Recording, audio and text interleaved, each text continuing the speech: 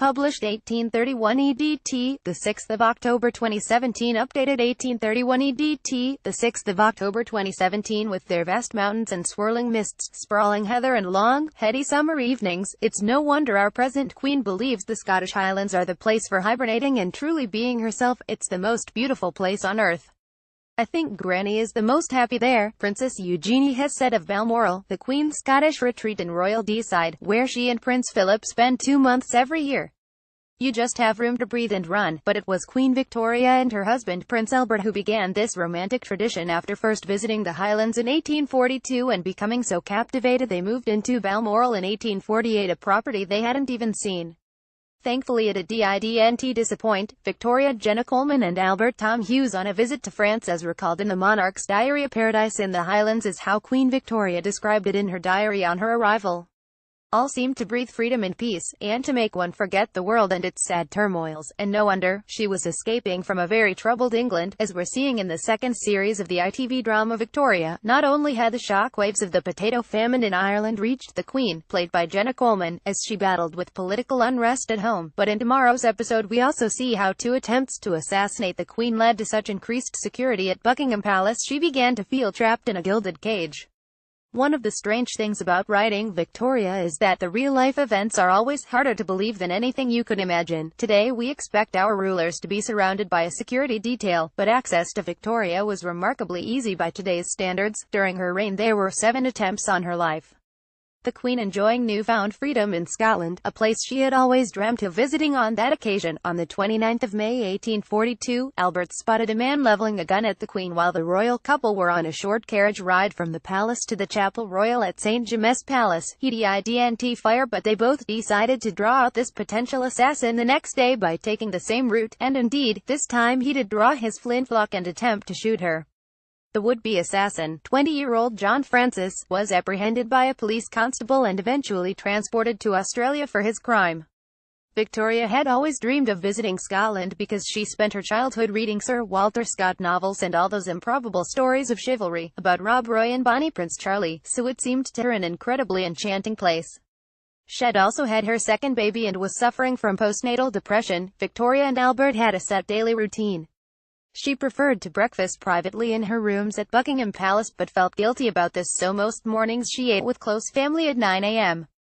Afterwards, the couple walked in the palace gardens, which Albert had stocked with birds and trained them to come when he whistled. They then worked together for a couple of hours on government business and often spent an hour drawing right. Lunch was at 2 p.m. and was usually a family meal. The Prime Minister came in the afternoon on most days. At around 5 p.m., Victoria and Albert went for a ride, either in a carriage or on horseback. Back at the palace they read. Victoria loved poetry and contemporary novels. Dinah Craik's John Halifax, Gentleman was a favorite, and sometimes Albert read aloud to his wife, which she enjoyed. They then spent time in the nursery. The evening meal began at 8 p.m. and involved their entourage and any visitors. It was not unusual to sit down with 50 people. On occasion the royal children were allowed to join in.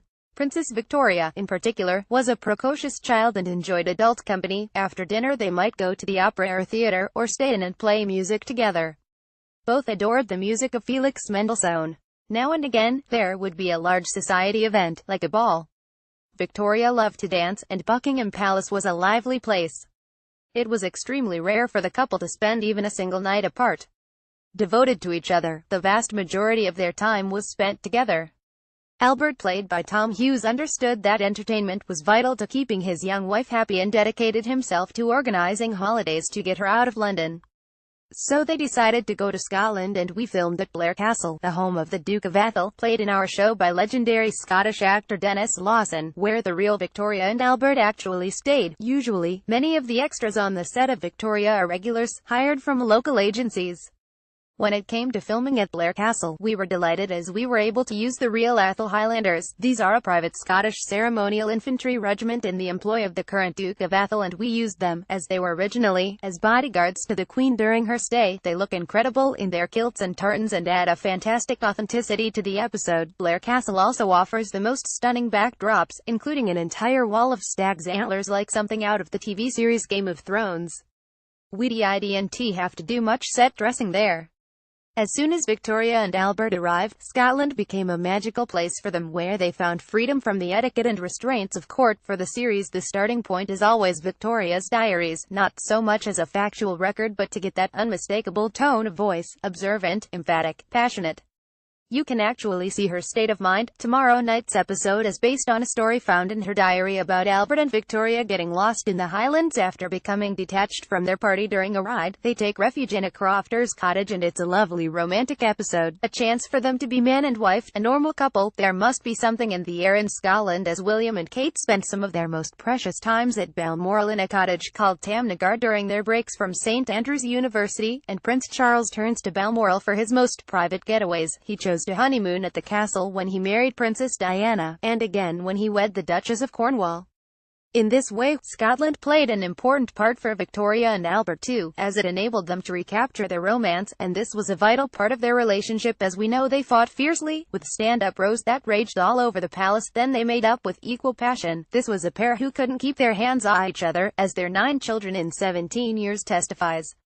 Albert even came up with a special gadget which meant he could lock their door without getting out of bed, which was handy with a palace full of servants and children. The young couple treasured their privacy, and Albert objected to the intrusions in the royal bedchamber by his wife's childhood governess, Baroness Leeson, and other staff. In Scotland, they read to each other and generally enjoyed the round of formal dinners and Scottish country dancing and spending much-needed time alone. The Duke and Duchess of Buccleuch, who was Victoria's mistress of the robes, who entertained the royal couple in Scotland, became firm friends. Before Victoria and Albert's day, royal births traditionally took place in a very public fashion, with ministers, privy councillors, bishops and ladies-in-waiting all in attendance, because of fears that royal babies might be swapped with pretenders, babies from other families smuggled into the succession. But Albert broke with tradition and got rid of these bystanders. He protected Victoria by ensuring that staff did not talk about what was happening over the course of her pregnancy, and he did not make the expected formal announcements about the progress of his wife's condition. He also challenged tradition by attending the births of his children. Everyone made a fuss about Prince Charles attending the birth of Prince William, but Albert watched the births of all his 9 babies. Once safely delivered, Victoria's children were handed straight to a wet nurse for breastfeeding. These women were treated well, and the wet nurse for Princess Victoria, the Queen's first child, was paid £1,000 and given a pension of £300 a year, around £150,000 in today's money. Meanwhile, Albert was a new kind of father, ahead of his time in taking an interest in the royal nursery, in the new East Wing of Buckingham Palace. He loved nothing more than rough play and hijinks with his children.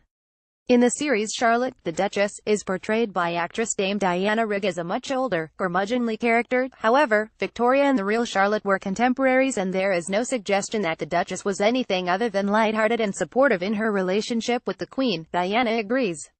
My Duchess is fictional. Buccleuch is stuck in her ways, very proper, conscious of protocol and standards. It was on this trip that Victoria first tried brose, or whiskey and honey mixed together, which may have sparked her lifelong love of whiskey. While much of the country was starving, Victoria had a hearty appetite and relished mealtimes, becoming upset if there wasn't a sufficient spread. She even once complained in her diary that it was a miserable day, no pudding. Albert, on the other hand, ate solely for fuel and did not relish the lavish spreads prepared by the palace's 45 kitchen staff, and refused to dally with the chaps over port once the ladies had retired at the end of the meal. But Victoria loved to drink and had a particular fondness for wine and whiskey.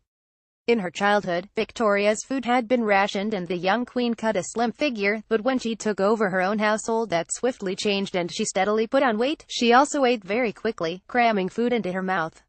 It was said Victoria could polish off 7 or 8 courses in as little as half an hour. One French visitor watched open-mouthed as she demolished 3 large platefuls of soup. To film the first series of Victoria, the rooms of Buckingham Palace were recreated on a set built in an aircraft hangar in the Yorkshire countryside.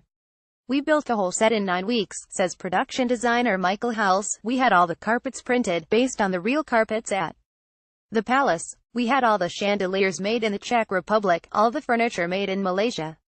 We used 3,500 square feet of gold leaf while filming and burned 12,000 candles. For Series 2, more rooms were added to the original set. Just as Victoria and Albert did in real life, the production team extended the family space on set, adding a nursery, the amber drawing room, music room and some servants' rooms. An extension to the throne room was also built. The hangar that houses the set is massive, covering thousands of square feet, and it's quite disconcerting to walk from the open countryside into such detailed and unexpected splendor. Much of the set is built from wood and then painted or gilded. The flagstone floors are made in this way, as are the lavish marble fireplaces. The huge windows look out onto sections of garden that are actually indoors but have big lights hoisted on rigging to imitate daylight. The attention to detail is astonishing. Close examination is required to discover that the beautiful flower arrangements are not real but made of silk. As well as the set, other, real locations have been used to stand in for Buckingham Palace, including Bramham Park and Harewood House in West Yorkshire and Wentworth Woodhouse, South Yorkshire. At the latter, the exterior of the palace, including a 12-foot thigh wall and railings, has been constructed out of MDF, covered in sand and painted to look like stone. It took about a week to build. Set designer Nick Wilkinson explains that controlling the period is the most difficult thing. You have to be eagle-eyed. The team has to hide all switches and sockets indoors and either remove or mask wires on the outside of the buildings, as well as replace modern windows and doors.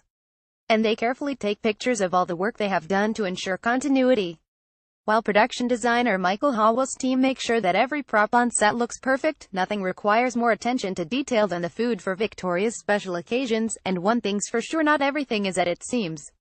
The platters of oysters served at the lavish ball in episode 3 were made out of lychees. We need to accommodate the actors' allergies and food preferences, Michael explains. His team also worked with taxidermists to create the glorious display of poultry dishes, which included peacocks, swans and geese. There are also modern-day laws to consider. It's now illegal to eat the tiny birds served by the King of France when Victoria and Albert visited him in 1843, so Howell's team had 200 tiny marzipan birds created for episode 5, each one painted individually by hand. The trip to Scotland restored the Queen, who came back to Buckingham Palace to shoulder her duties as Queen, wife and mother once more. By the end of Series 2, Victoria has 3 children, so the team has a set of prosthetic bumps to cover all stages of pregnancy. In reality she had 5 children by then, but we didn't want it to be a case of call the midwife, so we kept it under control. This series features several children of different ages. The baby who played Princess Victoria at 6 months old is actually Jenna Coleman's goddaughter, but many of the children chosen are twins, so that if one child is finding a scene difficult, the other can step in. For the royal nursery scenes, youngsters who look like Victoria's own sketches of her children are usually chosen, much to the children's delight when they spot themselves in pictures around the set when shooting. Crowd scenes. It's common for up to 80 supporting artists to be required on set or location. Anything larger and the CGI team are brought in to create the illusion of more people. Individual extras are shot from different angles against a green screen and then dropped into the background, their image altered slightly in each incarnation. Special effects in historical dramas are about recreating history. As visual effects producer Louise Hastings explains, the effects need to be invisible to transport the audience back to the Victorian era. It all has to look authentic. For sweeping scenes of old London, for example, the CGI team used maps and old paintings for reference, then added in horses, carriages and chimney smoke, as well as crowds, to recreate the capital as it was then. The results can be cunningly deceptive. The scenes in France for episode 5 were actually shot in Hartlepool, where a French quay was set up with an old paddle boat representing the royal yacht, Victoria and Albert. In real life at WASNTC, where the period covered in the second series 1841 to 1846 is particularly significant because it marks the end of Victoria's childhood. By the final episode she's lost her beloved Lord Melbourne, her adored dog Dash, and her relationship with her close confidant Baroness Lesin is increasingly under threat. Together, Victoria and Albert had begun to change the public persona of British royalty. Generations of their predecessors had been mired in infidelity and scandal, so as a royal couple they were almost unique in their loyalty to each other. It's unlikely any other constitutional monarch has had as much influence on the lives of her people as Victoria did. Many of Victoria and Albert's traditions are still in use too, from Albert's innovation of the engagement ring to the Christmas tree. Overall, the monarchy today, with its emphasis on ordinary family life, philanthropy, duty and stability, with a good dose of ceremony thrown in, owes a great deal to the model she created. It was a fascinating period of history, so no wonder a third series is being written right now. There are many parallels with Victoria and Albert and our present Queen and Prince Philip, writes Daisy Goodwin. Elizabeth and Philip are both the great-great-grandchildren of Victoria and Albert, and I would argue there is more of Victoria in Philip, and more of Albert in Elizabeth. Philip has inherited Victoria's passionate directness and impetuous and quick-tempered nature, whereas Elizabeth appears to have all of Albert's dutiful seriousness of purpose, self-control and diligence. Both Prince Albert and Philip Mountbatten were princes without a portfolio, and both were encouraged to marry the heiresses to the British throne by ambitious uncles. Both were noticeably good-looking. Albert was viewed as a parsimonious foreigner. As we have seen in this series, he was horrified by the waste and corruption that bedeviled the royal household in the 1840s, but his money-saving changes were not always met with approval by staff. Philip met with the same kind of resistance 100 years later when he, too, tried to modernize the royal household. Both men were muttered about as being brusque and having no feeling for tradition. Each of them was also considered to have undue influence over their wives. Albert left the template for a prince consort in terms of public works, and his legacy can be seen today in Albertopolis, or what we now call the Museum District of South Kensington. Philip has left another kind of mark on the nation in the form of the Duke of Edinburgh Awards. And both couples have had problems with their children, probably for the same reasons both Albert and Philip had unrealistic expectations of their offspring. The two consorts may have been very different in character. Albert wrote music and was the royal family's last great collector of art. Philip's interests are more sporting, but each in his own way has shown the dignity of being the husband of the Queen. Adapted by Lisa Swords from Victoria Albert: A Royal Love Affair, by Daisy Goodwin and Sarah Sheridan, published by HarperCollins, price £20. To order a copy for £16, pp free, visit mailshop.co.uk books or call 0844-571-0640. Offer valid until the 21st of October 2017. Victoria, tomorrow, 9 p.m. ITV.